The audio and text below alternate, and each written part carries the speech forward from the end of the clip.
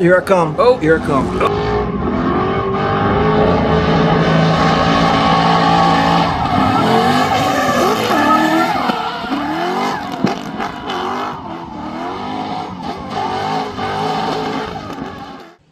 What's up, guys? I'm coming to you from the workshop, and I would love to be telling you that we're about to chuck the motor in this S13, but that's not the case. But don't go anywhere. Today's video is going to be packed full of updates. We've got a lot of plans next year. We've got to talk about the S13, and we've got a little bit of action for you. If you saw our previous videos, we were down at Winton, and I happened to have a mate throw me the keys to his quite unique and special build, and I had a lot of fun, so look forward to that coming up. Speaking of Winton, if you saw our video, you would know that the Ute had a little bit of a drama where she basically smoked the entire pit lane out. It made a freaking mushroom cloud like someone just dropped an atomic bomb here. I have good news for you. It appears we got very lucky with that. We had a suspicion that when we valve floated it, which we 110% did, the valve could actually wobble around and open up the valve stem seal. Again, it's an original motor that's, geez, like 30 years old now, literally. So anyway, that actually let oil pool into the combustion chamber. Obviously, the head is full of oil at high RPM, and any gap, it's going to take it. So that car basically fixed itself. After driving it for a short while, the smoke just got less and less until it was non-existent. I've also spoken to a mate that had an L67, which is the supercharged version of the same motor, and he used to have the same problem when drifting it until he put dual valve springs in it. His car also had the random bit of smoke here and there after a higher RPM usage, and after doing valve stem seals, it completely fixed the problem. So I'm very confident that we have no issues to worry about, so you can all rest easy. The Ute is going strong as ever. Let's address the elephant in the room, or more likely, the giant paperweight in the room. Unfortunately, we still haven't quite got our engine back yet. It's down at Skevis Racing, and it is getting a major update. It's turned from a quick refresh into now a full overhaul of this motor. We've got a lot of updates coming. I'll run you through in detail when we get the motor back, but basically this thing is going to handle even more than what we were already pushing it in the past, and hopefully be reliable for many years to come. And I cannot wait to get this thing back out on the track, as I'm sure you guys are keen to see it too. It's not like we really got to give our sequential the full shakedown, so I'm very keen to get back out there. So plans for this car for the rest of the year, it is probably going to take me a little bit of time to get this thing fully done, so I don't think there'll be any events this year, but we have a massive event to kick off next year, and that is Adelaide Motorsport Festival. I was lucky enough to be invited down. I think there's about 16 drivers from Australia that are going to be heading down there, and we're going to be doing demos, and it is going to be insane on the streets of Adelaide. There's a wicked backy corner, so I'm super keen to make my way down there and put on a hell of a show for what is going to be a massive crowd. I think we're talking tens of thousands of people go to this event. It pretty much shuts down the city. So pretty wild. I've never been myself personally, so we're going straight into the mix of it. It's going to be a hell of a time, so look forward to that. But of course, we will need to get this thing shaken down well before we go down there. I'm not sure what event it will be yet, but there will definitely be a shakedown event early in the year to make sure she's all tip-top before we make the big trip down there. On top of the new engine, this thing is getting an entirely new wiring loom.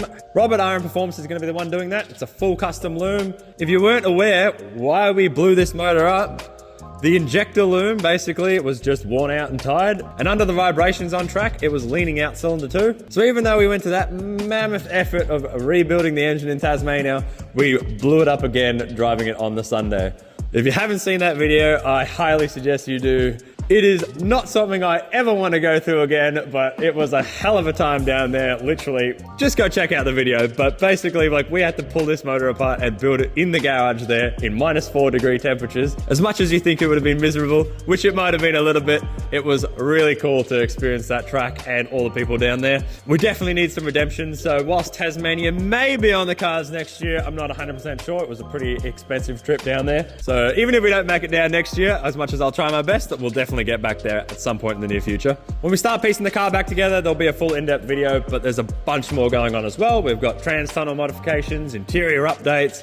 I've just never done building this car, apparently. You know, I think I get there and it's just, we rebuild it again from scratch. So anyway, that's all part and parcel of it.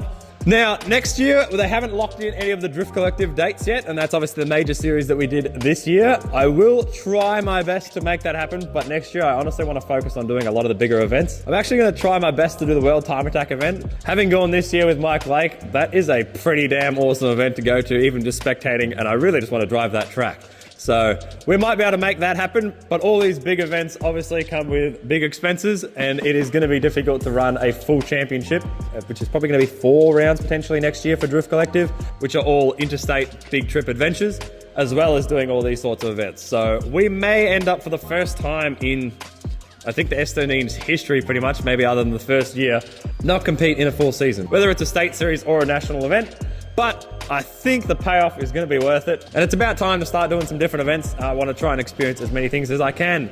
Speaking of experiences, I am finally going to Japan. That's right. That is obviously a dream trip for many of us, and I am no different. I honestly can't believe it's taken me this long. It's a trip I've always wanted to do, but I've tried to postpone it because I can never afford to drive a car because it costs so much, and every year just gets more and more expensive to buy and rent cars over there. This year Mike Lake's going down there for their Matsuri, and I said to hell with it, I'm coming along. So whether we'll get some drive time, we'll see. Whether I can afford to rent a car, we're gonna find out, or whether I can pinch the keys off someone. Mike, either way, it's going to be a hell of an adventure, and of course I'm going to take you along for the ride. That is coming up very, very soon. So let me know if you would rather see one big recap trip of Japan. So I'm going for about a week in Ibisu, and we've got 3 days in Tokyo. Or would you rather see more videos that are just breaking down a lot more of what goes on? So let me know what you want to see. I'll do my best to capture the absolutely amazing experience of Japan. I seriously can't believe it's finally happening. Doesn't feel real yet. It'll probably feel real when I'm on the plane. So other than Adelaide Motorsport Festival and World Time Attack, which is basically the 2 major events I'm trying to make happen next year, Adelaide Motorsport Festival is 100% locked in. I want to know, what would you like to see me at? Going to different tracks and meeting new people is 110% the best thing about drifting. So if you can think of an awesome event that's happening in your area, let me know about it and let's see if we can make it happen. Well, we're about to blaze some tyres in a mate's pretty damn awesome E46. Alrighty, we've had a lot of fun driving and instructing today, but we're about to get a special treat thanks to Ben here. How are you? You might know this car from a lot of Keeper Reach days, although it looked maybe a little bit prettier. And had 2 fat turbos sitting out the bonnet. This is Ben's Monster V8 E46. It's dog boxed and quick changed, and we're about to go send the absolute hell out of it and see what happens.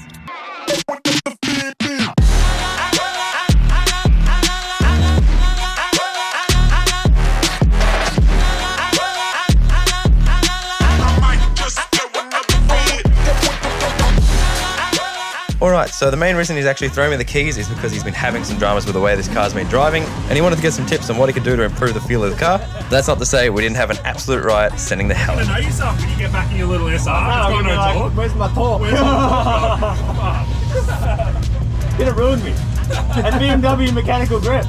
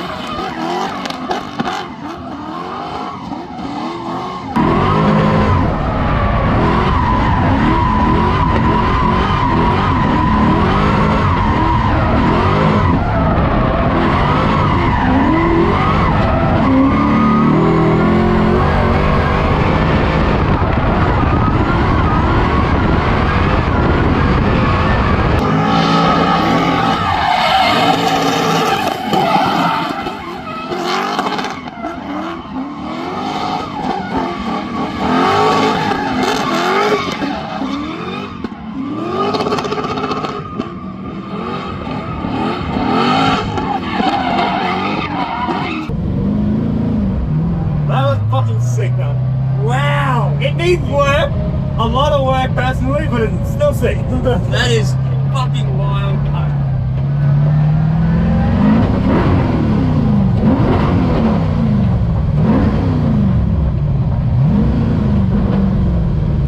Oh, that! That was fucking sick. Should we cool it down or something? Is it? Nah, just leave it. It'll cool down. Brother!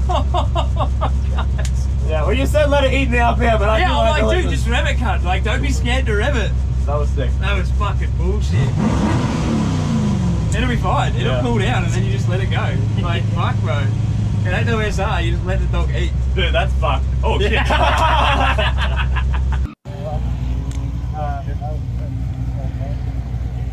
That was fucking unreal. He said drive it like I stole it, so I did.